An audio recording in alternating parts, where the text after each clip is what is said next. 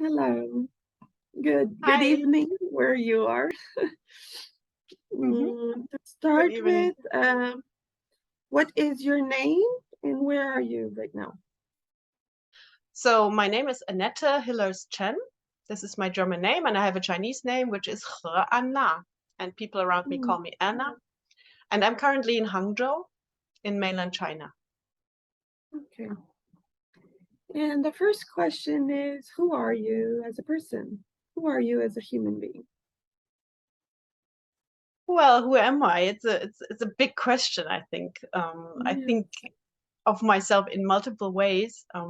So most of all, I'm uh, having an intercultural marriage. So I always feel that I would like to um, cross cultures, cross boundaries in a sense that I strongly believe in that we are all humans. And a lot in my life has always tried to expose myself to various people from different cultures, sometimes with not so good outcomes. So I can remember a couple of situations where I was really struggling, and the other person who was with me as well. And still, I think that was always very fascinating to me. And it's very exciting to have a Chinese husband. I have two intercultural children. And Mm, yeah, and also to bring it to the people around me. And here in China, it's a very meaningful place to be because the opening to other countries has started quite late, and now currently we still have new challenges with the COVID, and yeah, so I think that this is one of the major quests I have in my life, mhm. and yeah, and I do a lot of things besides my job. I mean, most of all, I do the orchestra, I play oboe, and I try to Mm, maintain it despite my busy schedule here. Yeah. mm. Um, okay. That seems to be a common thread in many Gestalt therapists that they have a significant life in the arts in some kind of way, be it in dance and music. Yeah. Um, so what would you say would be some of your core values, values that are important in your life, and how would you say you hold these values? Yeah, that's also a very difficult question, because values are always very abstract. They Mm, How do you interpret them can be a huge story. So I think what I notice about myself in this country in particular, that due to my Christian upbringing, although I gave it up early on, uh, there are a lot of Christian ideas that have made me up. I mean, that have internalized to a degree that I really don't notice it anymore. And I think one of the core things that I notice is that I strongly believe in that there's no superiority between human beings. So that in some core way of being human, we are all the same. mm, And so that means it's very closely related to Christianity, where it doesn't matter when you face God. So it doesn't matter whether you have earned a lot of money. It doesn't matter whether you have gained status and so on. So, but actually, they will look into who you are. Yeah, in this kind, it's a kind of beauty of the human being that counts more than all these outer appearances. So I think this is something I notice a lot, especially here when yeah, I sometimes have the feeling that people who are not as privileged are looked down upon. And it's a core value to earn a lot of money, and then you become famous and so on. And this is something that is quite alien to me. So I think, mm, yeah, that's probably the most important one. okay. And what would be an event or maybe a set of circumstances that have shaped you in a significant way? And how did the shaping take place? How did the situation transform you in any way? Well, There are a couple of events that I can think of, but probably the most important one in my early life was when I had the chance to go to the United States as an exchange student. So, so I do come from not such a privileged background. So I'm the first in my family to do an A-level, finish an A-level. So, and I never thought of myself as a person of the world outside of Germany. So I thought, and then I went to Heidelberg University, which is it's very different from my hometown. So I come from Mönchengladbach, which is a kind of Catholic-dominated small town along the River Rhine. And then I came to Heidelberg, where there was this world openness. And you hear different languages on the streets, and it's just so beautiful. It has so much culture, and it has so much history that you can even find in history books. So when I went to the United States, it wasn't because I have this grand plan for myself, oh, I need to go abroad. It's like I listened to my professors who said, well, if you really want to study psychology, you should go to the United States because this is the most advanced place to do so. And I was always curious about it. And my father in particular was quite against it. He thought, why would you want to go there? And what's the meaning? So without a scholarship, I wouldn't have been able to do it. So after I got the scholarship, I had the chance to study in the United States. And also the Fulbright Foundation, they organized several events where there were people from all over the world, all in my age group. And and I think this was the time when I strongly noticed that it's very hard for me to go back to my hometown. I always had this fantasy that probably I would not go so far away from my hometown, and probably do it just common. I wanted to be a therapist. That was always my goal. So being in the United States with all these international people was definitely an event where I thought, oh, this is so interesting. I have these conversations that really inspired me. So this is definitely one of the events that have changed my trajectory in life. It's also the place where I got to know my current husband. And then, of course, going to China, deciding to go to China was one of the big events in my life.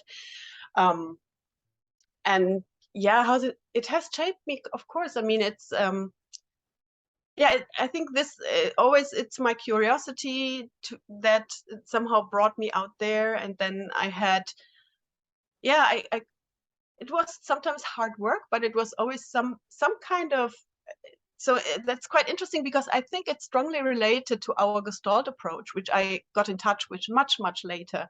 So, but even in those moments, I couldn't give you a rational explanation. I wouldn't be able to tell you, well, I'm going to China and that's because this and this and this. It just felt right.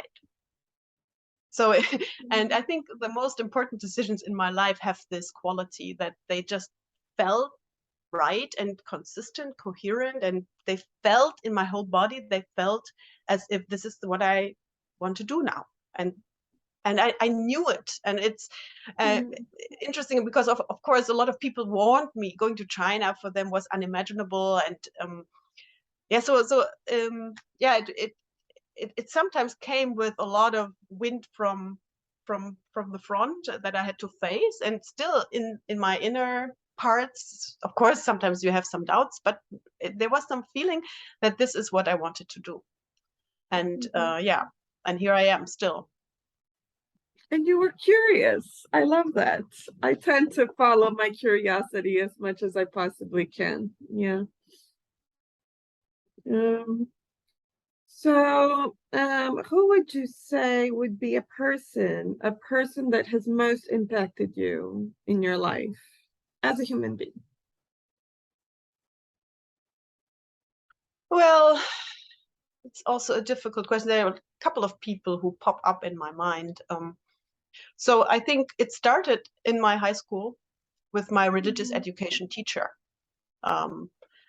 Although I decided later on not to continue believing in the Catholic faith, and also I didn't get to the confirmation, these typical places, but I still, so I think what impressed me with her is that she was so consistent in her way of life.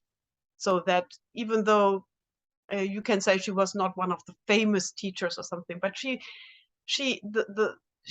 knew what she believed in, and she had a couple of ideas, so like a multi-dimensional view on things that she always stressed, and it's so important to look at the same thing from different directions. That was very important to her.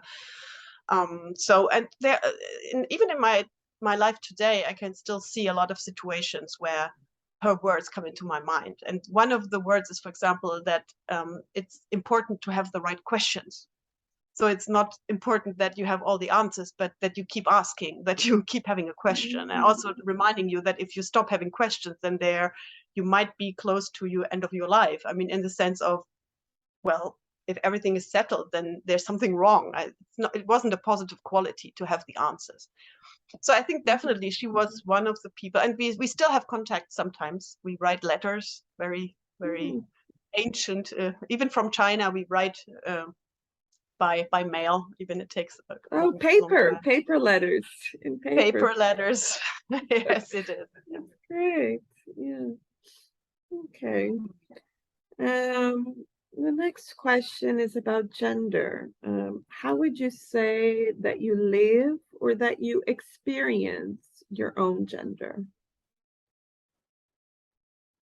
Yeah, that is an interesting question because so in China, that for a long time, there was a preference to have sons, especially when the one-child policy was in place. It was very important that your family line doesn't die out. And they always thought that's a Chinese speciality. But in the village there, where I come from, it's also, I think it's an agricultural reality that people want the name to carry on. And your last name only is carried on if you have a boy, because he will then be the husband in the family in the future, and then the wife will change the name towards the husband's name. So basically, when I was born, also I have an older sister, and the second child being a girl again wasn't a good news for my grandparents. So I think of myself. So when I think of my upbringing, I think I had to do a lot of things that in the traditional way of thinking would be done by boys. So my grandparents were still farmers, although they had stopped farming, and my father was the first one to also not being a farmer, but they still had these huge gardens, and they repaired everything by themselves. So we had to help along all the time. So I also had to climb on the roof to fix the roof and carry these things up the roof. And until today, I like to actually repair my own bicycle, because that's like what my dad always did with us. Everything was done by yourself. So there was this implicit expectation that I should be able to do all the things that the boys do. And I didn't even notice it until very late that indeed some typical so-called girlish things, like pink color, I don't like. Having jewelry on myself, I don't like. I hardly have any skirts to wear. I don't have high heel shoes. Also, not only are they uncomfortable, but I also just don't like it to see people on these shoes. And so it was very late that I had to develop more of my femaleness in my work when I become a Gestalt therapist, to allow myself to also be pretty and so on. Does that answer your question, or is it different from what you were targeting at?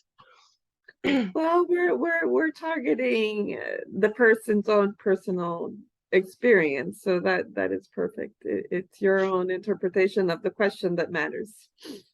Well, for a long time, I mean, maybe something I can add is, for a long time I never had this feeling that I was disadvantaged because I was a girl. I liked mathematics. I was in the physics course in school. I also later on continued to, I like statistics. There are certain things I just enjoy very much. So, and I never had this idea that because I'm a woman, I might be not being given the chance, or there might be some ceiling to my development. I never had this feeling. And it's only after I had children that I felt a lot of this female role suddenly being thrown back on me, and me having to really fight a lot to get to a more equal treatment. And in China, I think it's even more pronounced than in Western countries. And the school, when there's something wrong with my children in school, if it's related to academia, they call my husband. If they have forgotten to bring something, some clothes, or I'm supposed to bake a cake, then they will call me.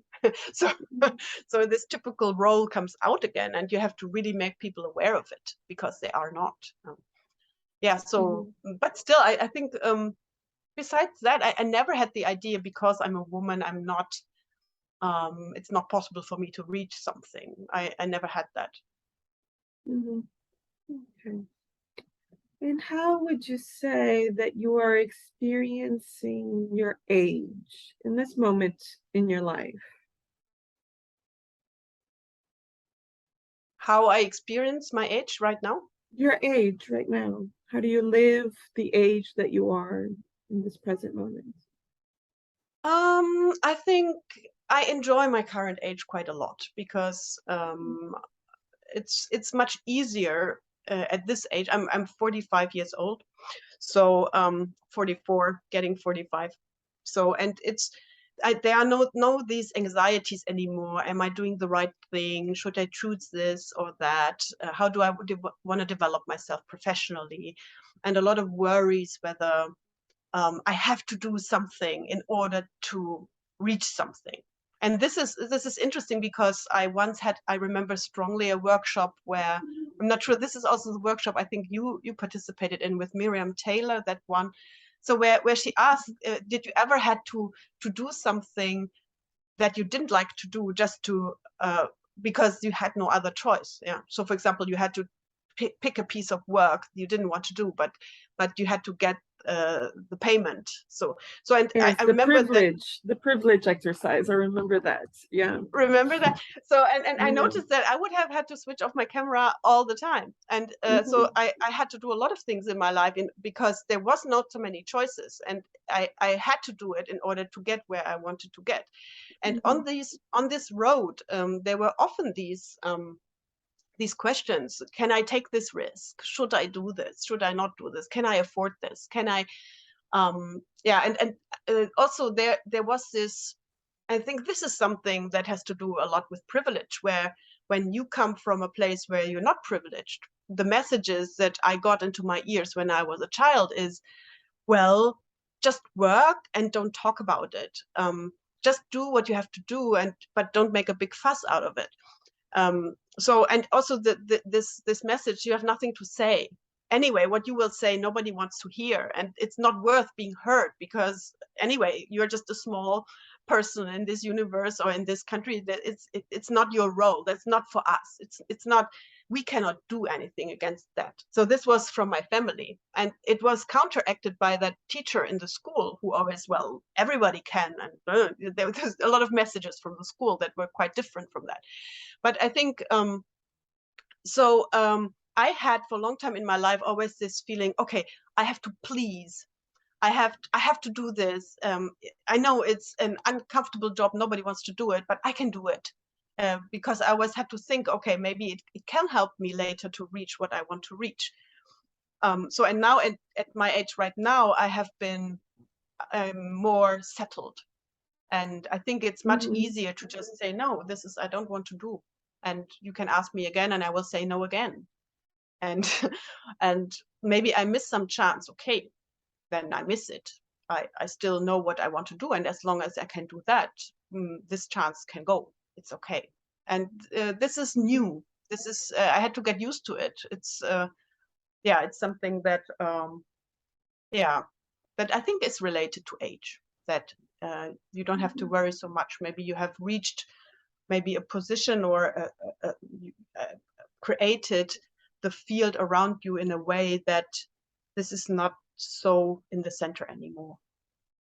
Yeah, the next question has a lot to do with Miriam Taylor's exercise and the position you just mentioned, which is our question about how you experience privilege and power in your own personal life. Yeah, maybe I can share with you a very interesting anecdote that illustrates this. I once went to a opening of what was that? Some German culture thing. I don't know what it was. Maybe it was an art exhibition. I don't know, but it was in Nanjing, and the ambassador, the German ambassador, would open this event, and he would come from Shanghai to Nanjing and open it. And as a representative of the university, being German, they invited me to go there. And I thought, oh, let's go. Yeah. So I was just curious about the exhibition, and then some of my friends in the German department, my Chinese colleagues, they would also go, and I thought, okay, let's join them. It's just like this. So when I was there, and then there was, of course, like an opening of an exhibition, and it was just people standing around. And then I had another German friend who comes from a different background in society. And she would walk up directly to the ambassador who was standing around and just fit in. Hi, my name is what. And yeah, and this is what I'm doing. It's nice to meet you. And then they had this kind of small talk going on between her and the ambassador. And this is something where I was just very embarrassed, and she had dragged me along, so I was basically standing beside, observing the small talk going on. So it would never have entered my mind that I, with my position, would just go to the ambassador to do small talk. It would be far away from I mean, I would have fantasies about, am I interesting to such a person? He must be so well in it, having different concerns from me. Why would he want to talk to me in the first place? And if he wants to talk to me, then it would have to be the other way around. I would not walk up to him. So, and I think this is really something that has to do with privilege, where I can see how these messages from my past influence me. And I think the biggest when I see certain people act in the society who come from a much more privileged position in their backgrounds, what I notice is that they have this entitlement. And of course, you have to give the scholarship to me. Yeah, I deserve it. And from my position, I would always, oh my God, can I apply for that scholarship? Am I good enough? And I have to work harder I never would think, of course, of course you have to give it to me. Yeah? So I think this is, I mean, with my Gestalt training, I could work on this a little bit, but it's still there. It's with me. And I'm sometimes in certain situations, I'm more aware of it. And now sometimes, I mean, I would play with it. And we can also see this in China, a lot of meetings. And sometimes I would just sit down in the first row. I know it's not my place. I mean, it's even, but nobody would sit there. Everybody would just try to please. And then I would just take my space and sit there. Before the row is empty and I stand in the back, I rather sit there. Yeah. Yeah, but it's hard. I mean, it didn't come easy to me. Okay. So we get into the Gestalt questions. So the first question is, how did you meet Gestalt? How did you first make contact with Gestalt therapy, Gestalt theory? Well, I remember very exactly when I was first meeting Gestalt, and that was in my psychopathology minor course in the university, in the medical school. I was in the psychology department, and I had to take a minor, which was the medical school, and they had psychopathology as a subject, and they showed the Gloria movies, and so we first had seen Albert Ellis, and then we came to Fritz Perls, and I was thinking, what is he doing? Is this psychotherapy? This wiggling foot has nothing to do. Has nothing to do with the clients. He didn't even ask for what problem does she have. So I was really puzzled about that, but it somehow went over, and because also in Heidelberg, Gestalt was not present at all. It was a complete CBT-based institution. And then I remember how this Gestalt cooperation in China came about. We were driving with the bus over the Yangtze River because we had another campus across the river, and there was this traffic jam always. So we would stand in a half an hour to 1 hour traffic jam in the bus. And I got a phone call on my cell phone from somebody from Shanghai, a German, who said, well, you know, I have this friend there somewhere in Germany, and he's looking for a collaborator to have a joint program about educating Gestalt therapists. Wouldn't the university be interested in having a collaboration? And I remember my first response, my inner response was, oh my God, there's another bunch of people who want to come to China, make money in China. And I thought, well, and Gestalt therapy, of all the approaches that could be possibly cooperating, you want to bring Gestalt therapy here? And I remembered Fritz Perls with the wiggling foot and Gloria. And I thought it was really a very stupid idea. And then with maybe my privilege or my non-privilege came to help me at that moment. So I thought, but that's not my decision to take. And so I told this guy, well, let me ask my superiors, because if somebody has to do it, they have to do it. So if they want it, maybe we can arrange something. Yeah. So, and this is how it then came into rolling. And then because in China, so later in my life, I always wanted to be a therapist, but then my professors in the university would always say, oh, Miss Hillers, you're wasting your talent. You should do research. You should think of a career in academia. And then after deciding to come to China, and after I noticed how difficult it is to learn the language, it would be very difficult for me to be a therapist right away in China. So I was working in academia and also orienting myself into different directions, going to acculturation. However, I remember that I thought, well, if this program starts and we get it going, then I can also participate.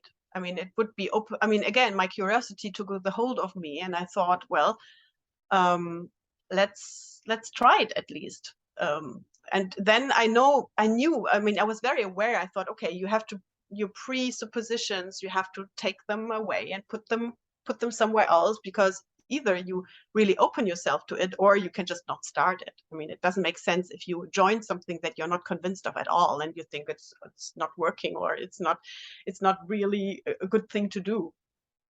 So, and then I joined the first group of this 2-year long collaboration, and it really turned around my life, and also my whole way of thinking. And I took great risks to grasp it fully and develop only into this direction. Mm-hmm. Okay, so in this meeting with Gestalt, what was it that most attracted you to Gestalt therapy? What made you fall in love with it? What made you want to bring it into your life?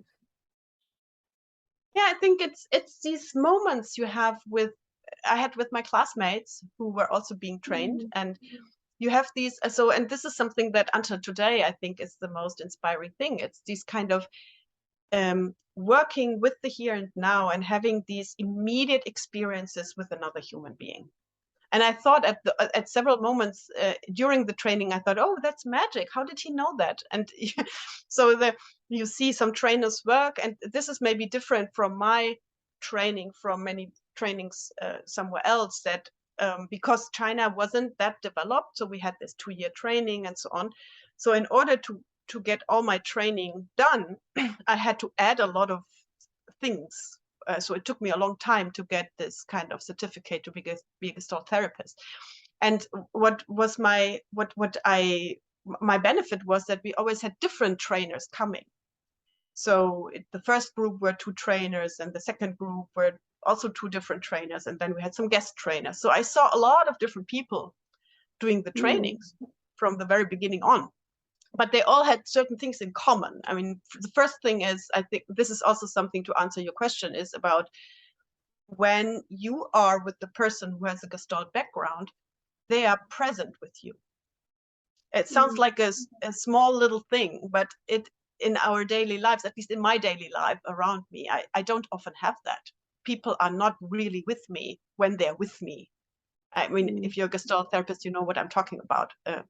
If somebody watches this who is not, maybe it's just this kind of they really listen to you, they put the attention on you, they try to understand you, they try to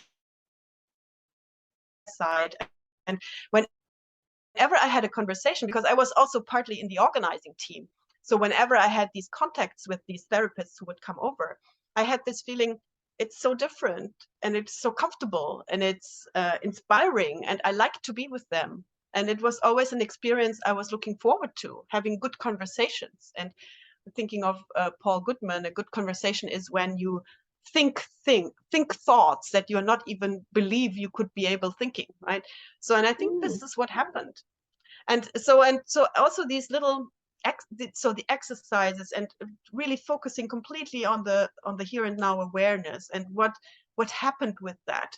And it seemed like magic. And I really thought It does for a seem long like time magic. it seemed It like seems magic. like And I thought, how could it magic. happen? It's like magic. And they had to remind me, it's not magic, you can learn this too. And in the beginning I didn't believe that. I thought, really, I really didn't know how they did it. And now I have developed some language for trying to come closer to how possibly that might have come about. But I think this is some of the things in Gestalt that is just, it's really trying to put into words something that cannot be easily put into words. Can't be put into words perfectly at all, which is difficult to chat with people that are not in Gestalt. What is it? Well, it's experiential, and I can't explain it in words to perfection. And then it feels like magic because you have to live it. Yeah. Yeah. Yeah, I think that's my biggest, because here in my environment, I mean, now I'm in a very good university, but it's very research based, it's very natural science oriented, and I'm a kind of in a very tiny niche, and I really don't speak their language. I mean, I know what language they are speaking, but they don't understand my language. So I always have to find ways to try to explain what I'm doing. And they keep asking me because the students tell them, oh, we went to Miss Hiller's class and it's so different. And then they would ask me, so how is it so different? And then I have to try to find words to explain. And also they are not present. They have no time to listen to my big explanation. So I have to really focus, try to summarize what's going on. And I think the most difficult part to explain to other people for me is that when a therapist in Gestalt works, it's completely dependent on his immediate resonance that he senses. And then from this, he develops how he wants to be with the other, and maybe whether he wants to place an intervention or not, or what he wants to do with the situation, right? And but it's not arbitrary. So it is depending very much on that therapist at that moment with his background and all these idiosyncratic things. But it doesn't mean there's no theory behind it. It's not arbitrary. It's not just everyone could do it. You do whatever you want. It's not you do whatever you want. So, and this is like a paradox. It seems like very free and freestyle.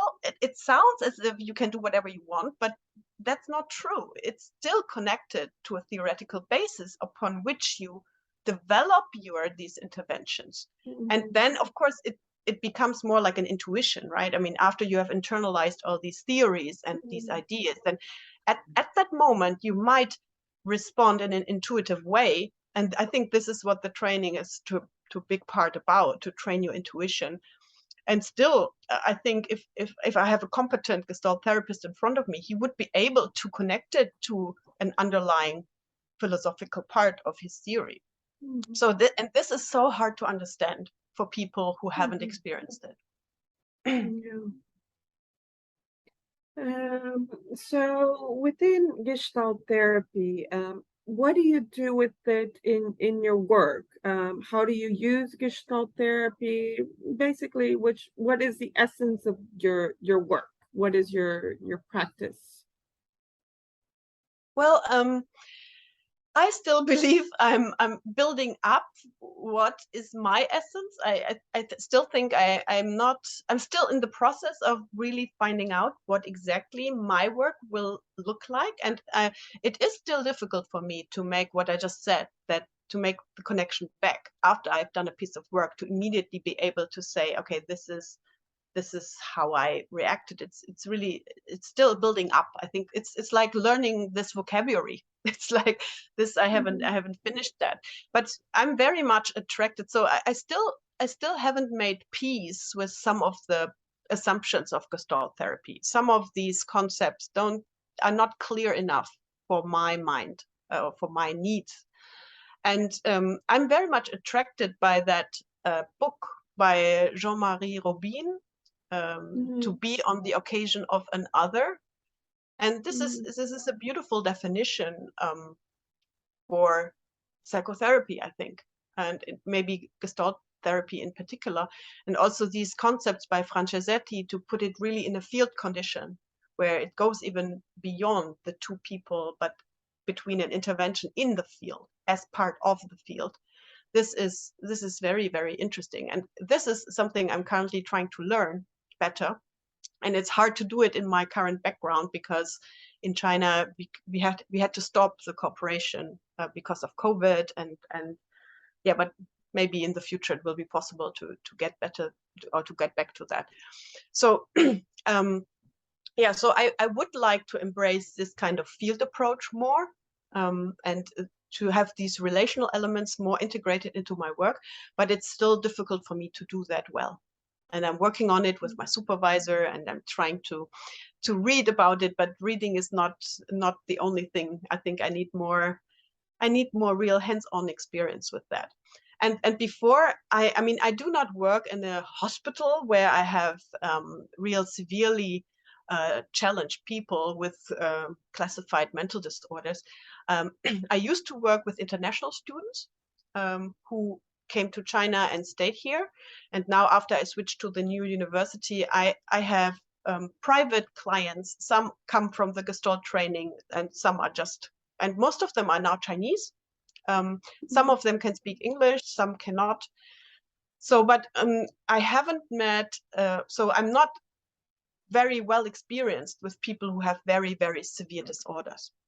And this also limits my experience. And I would love to expand this experience towards this direction, but I'm not sure whether in this direct field here in China, it's possible for me to do it within the ethical realms of, well, staying in accordance with the law, because that would be necessary to do that.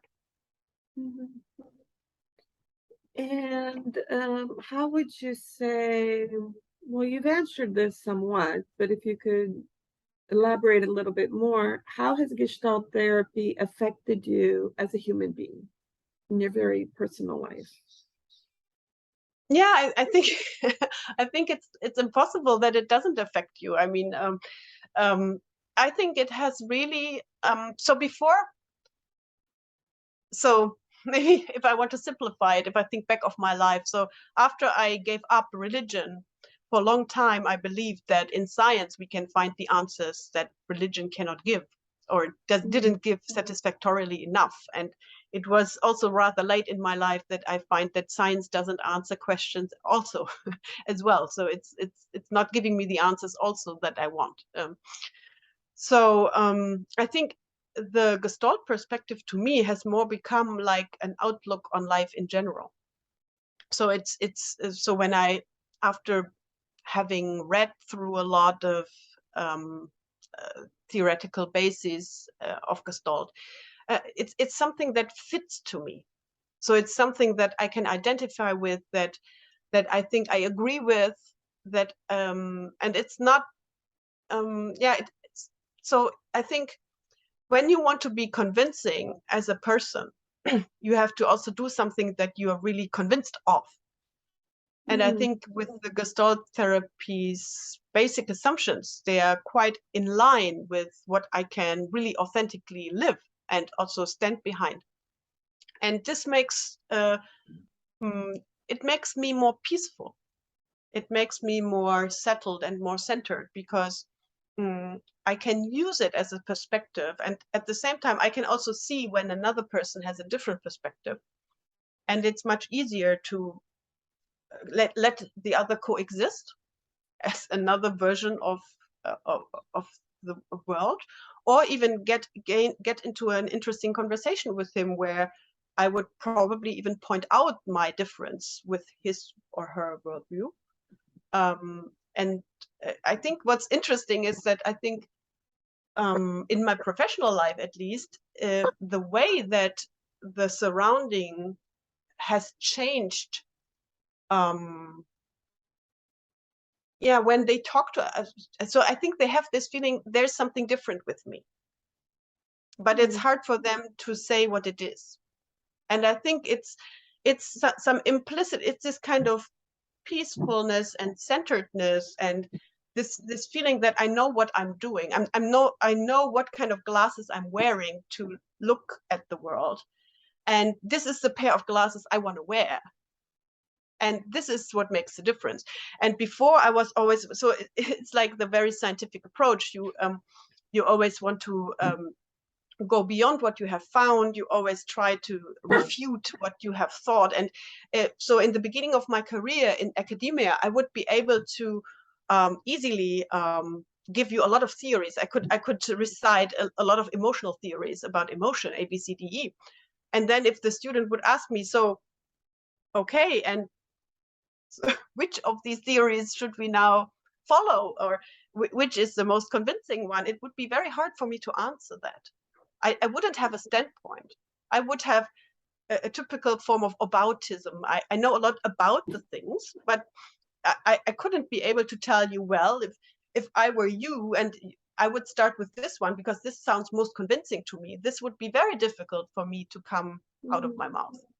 And now I have more, I would be able to give a suggestion like this.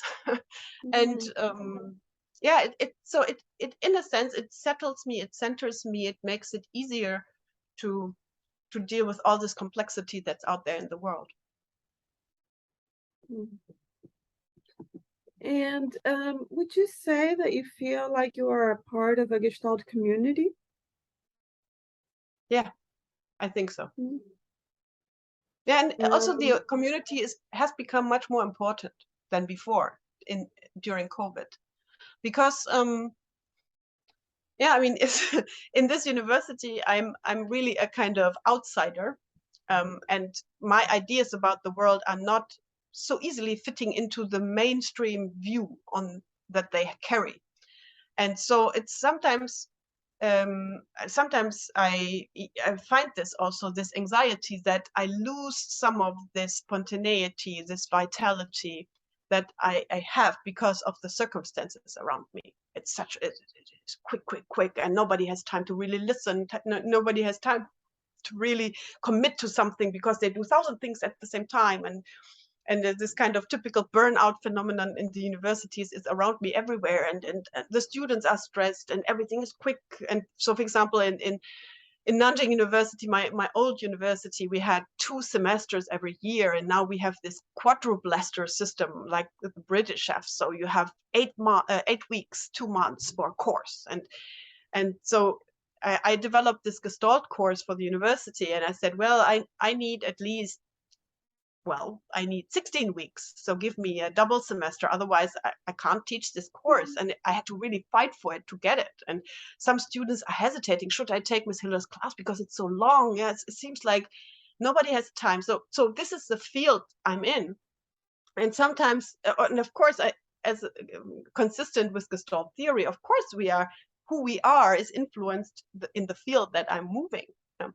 And I do need the community much more than before, because before I had regular contact with real Gestalt therapy trainers who would come for the program, and basically you stay connected with people who think similarly with that as you. And now it's sometimes I also feel, well, afraid that I might get sucked into this stream of so for example, the students they want more planned, they want things more planned, more organized, more structured, and I want to give them more chances to develop themselves, and there's obviously a tension between that. So so sometimes when we met, for example, in the online course. For me, it's sometimes even just enough to listen to what the other people say, to be really there, and then so the vocabulary that they are using, and to reconfirm a little bit that, oh yes, this is, there are people who appreciate this approach also, and they have this kind of language, which I sometimes even, yeah, well, lose in a sense in this field, because if I talk about beauty, well, this is not a common word in my field. And sometimes I even take notes when I have this page in my notebook where I will sometimes pick up a vocabulary that I think, wow, this is such a gestaltish way of expressing that. And then I will just write it down. And it's all about aesthetics. It's about beauty. It's about vitality. It's about aliveness. It's about this kind of this kind of beautiful things. And then yeah, it's good to hear the people using it like a common vocabulary, that, and it's not strange for them. But in my field, it becomes sometimes a little strange. And then I think, oh yeah, I need to reconnect to the community a little bit to, yeah, to live it and to experience it with others who think the same.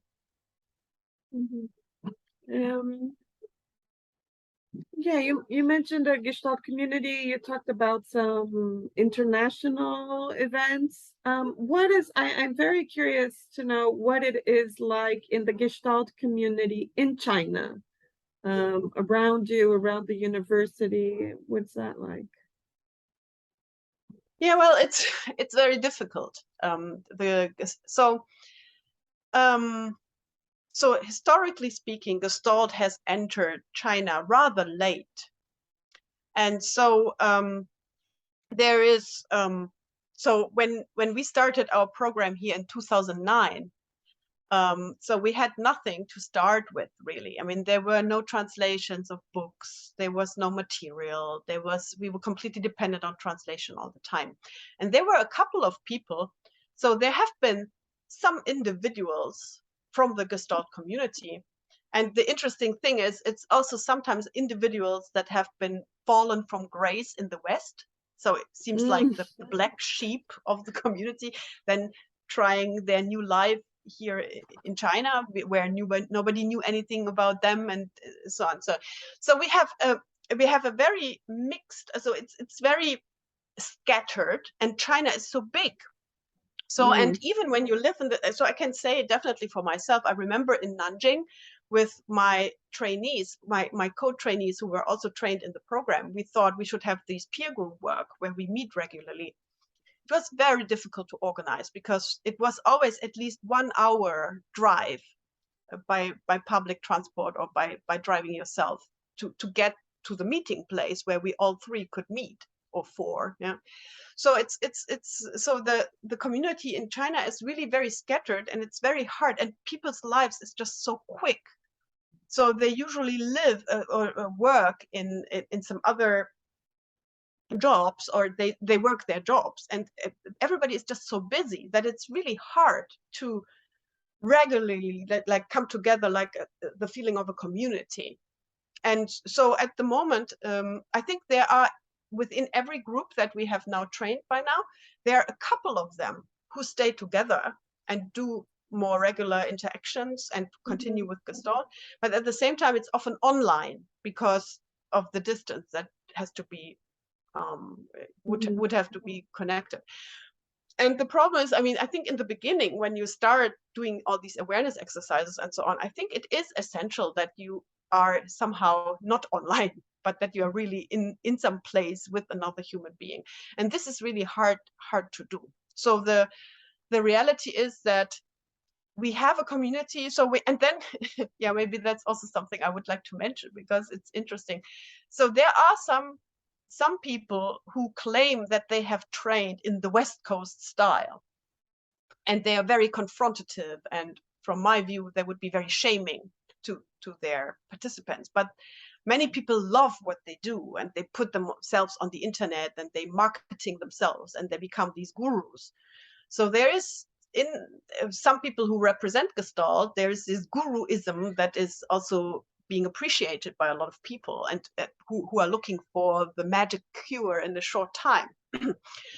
So, and at the moment, China is, so on the one hand, China has more and more people who need counseling and therapy, but the training of therapists is not moving up quickly enough. So, and the legislation on the central government level, so really on the highest level of organizing the field, has stopped certain accreditation routes several years ago. And since today, until today, they still haven't come up with new rules of how to do it.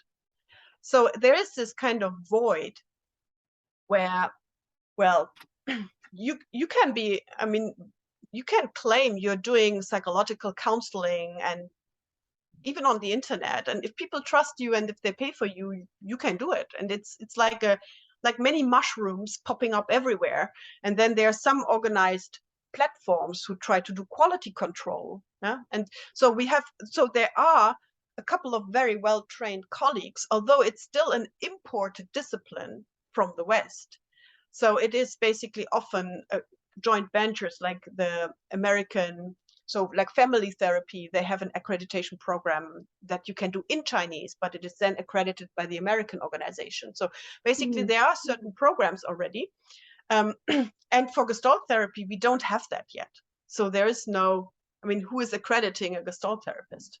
So, and it's more, either it's private people or it's like small institutes that, and so I think the program we had with IGW from Germany in Nanjing was quite unique in that it really had this continuous 2-year systematic training. And after you finished the 2 years, you could do an advanced course. So you could continue, but still the program was also lacking, it was lacking supervisors who came from a Gestalt background. It was lacking this kind of more mandatory experiential elements that the trainees had to do with themselves really reliably, continuously, and also literature. And it's now in the last couple of years, now I think we have created like 10 official translations of around 10 different books. So the PhD has not yet been translated. But it's very difficult to do that. So, and the Nanjing University Publishing House has a series.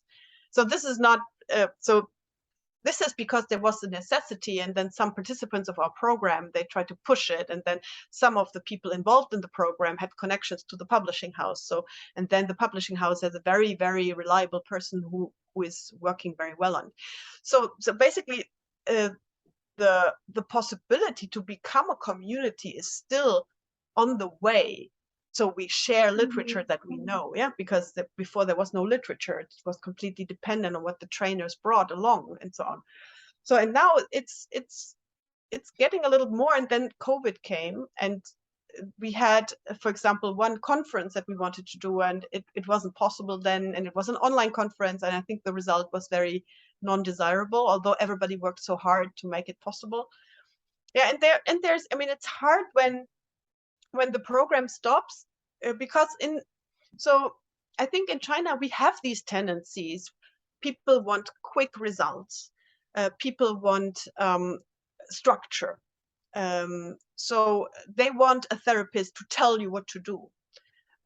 So to have a complete different view on what is happening in the psychotherapeutic encounter is really hard to bring to the people, or to yeah, and they're challenged with it. And also and maybe that's also another, these are all factors of the field. So currently it's still very expensive to pay for counseling and therapy.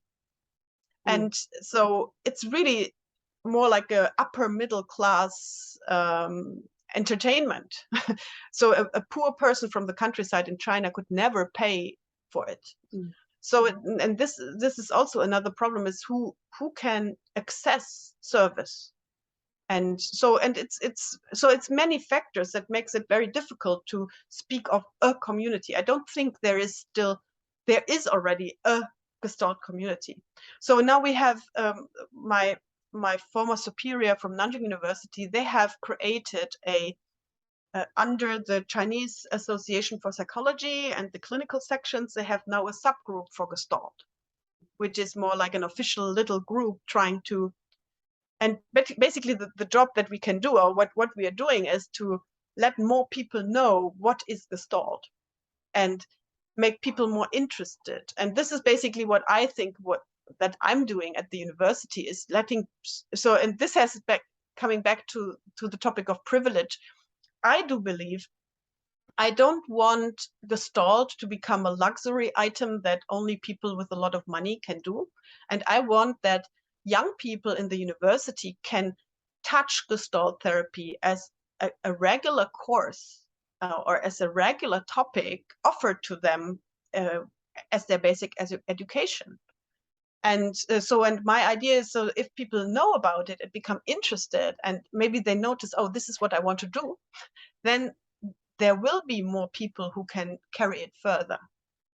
So, so, and the community, so it is scattered. We have individuals, and then we have the disciples of these individuals. Then we have the attempts of having like an association, which at the moment politically is difficult because of opening an association in China is not as trivial as we think. And yeah, so there are attempts, but it's not harmonizing well, and it's also impeded by the distance. So if you have a well-trained Gestalt trainer in Shanghai and you live in Xi'an, then even you have interest, it will be very hard for you to do a training, especially under COVID, where at the moment, even, I mean, China is isolated internationally, but it is also isolating itself inside. So I cannot leave Hangzhou without coming back, having a lot of procedures being done to me before I can enter my campus again. So the result is I don't go. So I stay in Hangzhou. So, and I think this is all impeding actually the natural building up of a community. Because I think you first need a couple of people to be a community. You need more people who are more knowledgeable, who have more access to Gestalt related resources, and then a community can be, it can become a community. Yeah, and I think and also like you see it all the time with the online offers. I mean, I'm very happy that COVID brought, I think this is one of the positive things from COVID, that even in the Gestalt community, some trainers offering now online classes. I think before it was really looked down upon it among Gestalt trainers, like, oh no, and the immediate experience and the resonance, and so important. And now people, because they had to, have come to develop online skills, and also tried out to what degree is it possible to work online. So I'm quite happy that now there is more access to such international programs by interesting people who have also more specialized topics. And the problem then is the time gap. So for China, it's always in the night. Yeah. It's like a huge problem. It's like, even for me, I very motivated and really interested, and I want to improve things and learn and see how people do it. And still sometimes when it's getting 1 o'clock in the night or 2 o'clock in the night, and I think, okay, maybe I have to call it a day. It's just not there. So I think Asia in general is not very much on the screen of Gestalt organizations around the world. And I mean, I can understand to a degree, because you also have to serve the community that is the majority. So some people in China are not really the most important. But I think for those here in China, it would be a very important resource to be able to participate in English speaking programs for them. Yeah, and so coming back to the question about the community in China, of course, we had a couple of people in Hong Kong. And in the earliest times, we also have, I think there is quite an alive community in Taiwan, which officially is, it's part of China. It's one China policy, right? So, and the first translations of books have been done in Taiwan. And however, these books are very difficult to get in mainland. And also the books are in Fanti, in complicated script.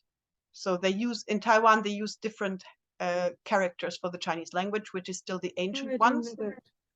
So, and in mainland China, we have a reformed script, which is simplified.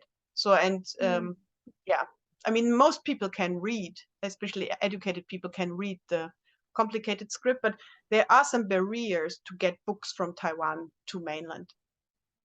So I think there is a community in Taiwan, but I don't see so much connection with the mainland events. I don't. We had a little break on the internet. What would you say, if you can recall, a more challenging moment for you personally in the Gestalt world?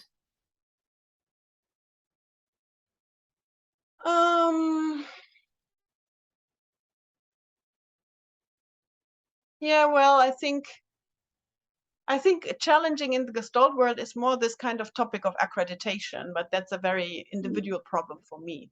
So I don't have a residency anymore in Germany. According to the law, I'm not allowed to have it. So if I live and work long term in China, I have to deregister with the German system, which I did. So, and in China, it's very hard for foreigners to enter official systems as well. So until a couple of years, the Chinese Psychological Association would not have any possibility for a foreigner to join. And now even we have there is one branch of the authorities who is trying to or they have already opened a system of accreditation where everybody can register. So, and if you fulfill certain requirements, you can get their accreditation, and they will say, well, you are a psychotherapist according to that guideline. But for me, this is not possible. So being a foreigner, there are a lot of roads in China that I cannot go on, but also the roads in Germany are not, I cannot go on. So basically I'm left in between. And then the Chinese would say, what, but you are a foreigner, you can do this in Germany. And the Germans would say, well, but you're not living in Germany, you are in China. So there's always these gray zones that nobody is really in charge of me. So I have to create my own creative solutions to that. That's what I thought. You created your own. You created your own, and that you couldn't be one or the other. And what would you say would be your greatest memories in the Gestalt world? My greatest moments. And greatest moments, greatest memories, the fond, happy memories, as opposed to the challenging ones. Well, I think there are so many. It's hard to. I think it's not like these big bombastic moments where I think that was a moment. It was more these. So whenever I'm on a conference, for example, of IGW, so the training institution that trained me, and I meet these people again, or they come here and we have a conference here, or even now in China when I meet some of my former trainees somewhere on some other occasion. But these kind of moments where I'm really in the flow of all the creativity that happens, then I'm very, very happy. And it's very carrying, it's very igniting, it's really stimulating. And so I think these are the moments that, there are many of them in my mind. And yeah, I hope we can create some more here for my Chinese community. And because I know also definitely from my Chinese friends that they experience them as well, and they miss it a little bit. Mm. And so the final question would be, what is next? What do you see is the future for Gestalt therapy and for you as a person? What's next? Yeah. Yeah, well, that's given the research conference, I always, yeah, I have this, I'm really torn, because on the one hand, I also am one of the people who think, well, we could. I think I think this is what united the people on the research conference, is that we all think it's such a beautiful approach and we like it. I mean, we are doing it because it gives something to us, and we also believe it gives something to our clients. So I think we are very determined and very convinced that what we're doing is meaningful, is beautiful, is something that should be there. It should not disappear. And I think at the moment when we see especially when we look at accreditation systems, this kind of evidence-based and the numberization of the world, I mean, it's like putting a number on everything, which in Gestalt we think is not so easily possible, right? So, and I'm sometimes, so I do believe that it would be such a pity if we don't do it, if we don't do a little better. And I also agree with Robert Elliott on the research conference that a lot of papers we have are sometimes junky, as he called it. Yeah? So they're really not up to good research standards. And it's really a pity, because I think it's not that we could not do it, but it's more like I think most people are just not so interested in doing it because the other things are more interesting. It's of course more inspiring to have a workshop to broaden my mind or to work with my clients instead of thinking about how could I put it into a research setup and do research in it to prove that it is somehow valuable, where in my heart I know it's valuable. So I think there are reasons for that, but it's a pity. So sometimes I think I'm a little worried.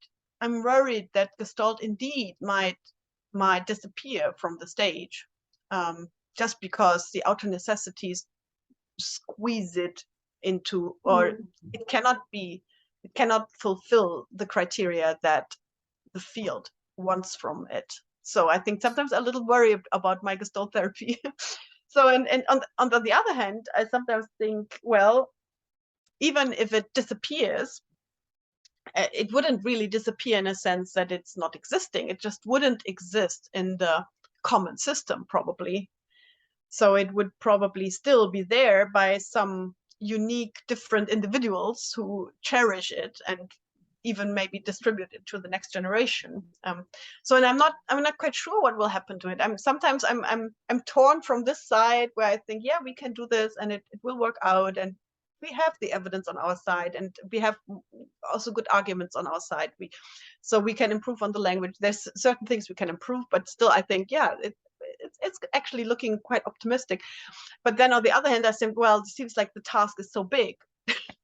And I think, well, it's not going to happen. It's not going to happen that we will all do all the work that needs to be done, that we can do it possibly in time to really, yeah, put it there. I'm not sure. So sometimes I'm between these different poles of that, yeah, we might disappear in one sense, but then, yeah, but that doesn't mean we are gone. It means just that we are working in maybe more niche systems or subsystems, and maybe in whatever future the pendulum will go back, and suddenly they will see the value of what they would have had. So I'm not sure. So my part. So where do I see my part? I still have this intrinsic interest in connecting Gestalt therapy much better to basic research. So to really look at some of our tenets, look at some of our assumptions in Gestalt therapy and see, so what do the other natural sciences have to say about that tenet? Yeah. So what about it? Do we have support from people who approach the same question from a different approach? What would they say? And is it coherent with what Gestalt claims it is? So I still think I'm very interested in, and this is maybe the little thing that I can do to help Gestalt to be acknowledged, at least, as something that is reasonable. So, and before I did it as my own hobby, I had this little blog that I'm doing where I try to connect it. And since the research conference, I wanted to connect more people to it. I don't want to do it all alone. I want to have more people feeding into this, but I notice how difficult it is. For example, when I look at the research network that they now established, it's this beautiful website, right? Everybody could join. And I think this is something, so I think a lot of people are aware of it, that actually the community is important, and we need to network, and we need to combine our energies, and also get stimulated, or get, I think many Gestalt therapists, I know they're easily stimulated, but then we need better systems to keep the euphoric mood further, and not to, so if we want to have longer research projects going, we need to be able to maintain this kind of enthusiasm to it. And it's good if you have other people with you on the same journey, and people who are also interested and can help you when you have a low, and they will push you through, and basically, and still at the Research Network webpage, as beautiful as it might be as a tool, I have started, I try to use it and look at it every day, but I don't see much interaction happening. And I'm not sure it is it because not so many people know about it, or is it because it's just not so easily doable in your daily lives that are also being entangled with many other things, because you need to devote some time into it. So I'm not, in the beginning, I was quite enthusiastic when I heard about it and when I saw it, and it looks so beautiful. And now it's only 3 weeks after the conference, I think it is deserted. It is not really being used frequently. So I'm not sure how much I can connect in this way to the community. So for myself, so we are now, I hope that we can continue with the Gestalt cooperation with Germany once the COVID restrictions in China are being reduced again. And then I hope, so what I think I can do is I hope that young, intelligent and interesting people, and most of my students are like that, they are very colorful, very creative. I like to be with them, and so teaching Gestalt therapy it's only one little course for graduate students, but still, I think it's a beautiful little course. And so, and if I can inspire some of them, and some of them will then enter the program that we have then with Germany, which is a long-term program. I hope that in the future there will be young people picking up on some of the ideas that we are trying to promote in Gestalt, and even broaden it. And I think this is something people always keep asking me, well, can you bring Gestalt therapy to China? It's like weird. Would that work? It's such a collectivistic country, and there are these stereotypes about China. And well, I think what we maybe are not aware of enough is, yeah, if you bring an idea like Gestalt to China, then it will be confronted with the thoughts and mindsets of the people here. And it doesn't mean that Gestalt is changing anything here. It means also that Gestalt is being changed. And I think from the original idea of the founders of Gestalt, this is what we wanted, isn't it? I mean, we wanted to... It is the creative adjustment. That's the point. Yeah. Yeah, and it's about expanding your boundaries, and so we shouldn't just think about it as bringing Gestalt here. It's more like a kind of back and forth influencing, and then see what happens beautifully to us out from this. And so far, I mean, it's also hard to answer this question. Does Gestalt fit to China? Can we do it in China? Does it work in China? So, well, in this form, as it has been brought here, it does find a lot of people who like it and who try to use it. And we don't really know much about the way it is being used. I think we are not, I mean, there's not many publications about it. And it's also, even in Chinese, there are not many publications about it, and not even any translated publications that I know of. So, and then it's always easy to say, well, this is so for example, there's this idea, oh, the Chinese, they don't feel their bodies, so we have to focus more on the body work. They're not used to this. But I don't know, when I talk to trainers of European programs, and in the beginning, when you have trainees, when you put emphasis on the body, I think many people in the Western countries are also not very sensitive to their bodies. So is it really a Chinese characteristic? Who knows? I mean, we can only determine this if after the experience we come back together and compare it. It's not possible to say it only by looking at what's happening here. We have to also look what's happening somewhere else. So my point is, I think there are a lot of beautiful pathways where we can follow up and accompanying our approach and see what happens, and learn from the feedback. And yeah, I still think it's a very colorful future that I see, no matter how the accreditation works, no matter what will happen. And I think, and we talked about this before, so it was visible very much, I think, on the research conference, that no matter how despaired you were about the prospects. I mean, about how much work it would be to follow what way. I still think the uniting thing underneath is this passion. It's this kind of being really convinced that this is something beautiful, convinced that it's something that is worth to be kept. And I think, given this experience, I'm not very worried. Mm. Yeah, those are our basic questions. Is there anything else you would like to add? Anything else you'd like to share that perhaps I didn't ask that you would like to say? Not that I can think of here.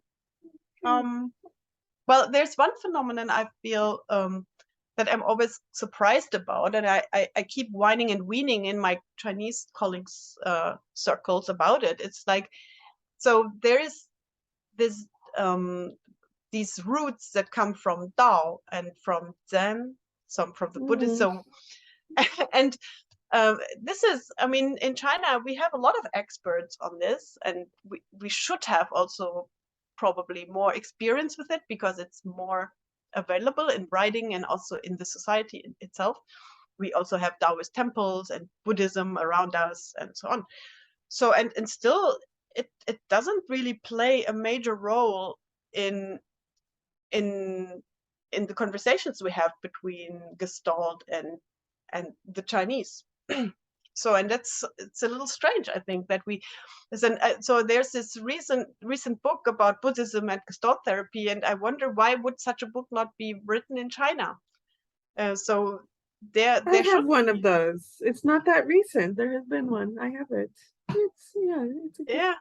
one. So I wish that maybe, and so let's see, I mean, what will come out of that. So far, and well, my explanation is that somehow it is still related to, I mean, it's really hard to grasp the Gestalt idea when you want to really have the language also for it. So if you really expose yourself to phenomenology, you expose yourself to existentialism, even to American pragmatism, and to all these other things that feed into it, I think it needs a lot of time. So the theoretical training and the skills that are related to it, they need really time to emerge and to become your second nature. And I think we are still not there yet, that those many elements are digested to a degree that we could then go the next step and see, okay, so how does it relate? Also, how is there a misunderstanding about Taoism in this approach or something? I think we're just not there yet, maybe. But it will be. Okay. More things for the future. Okay.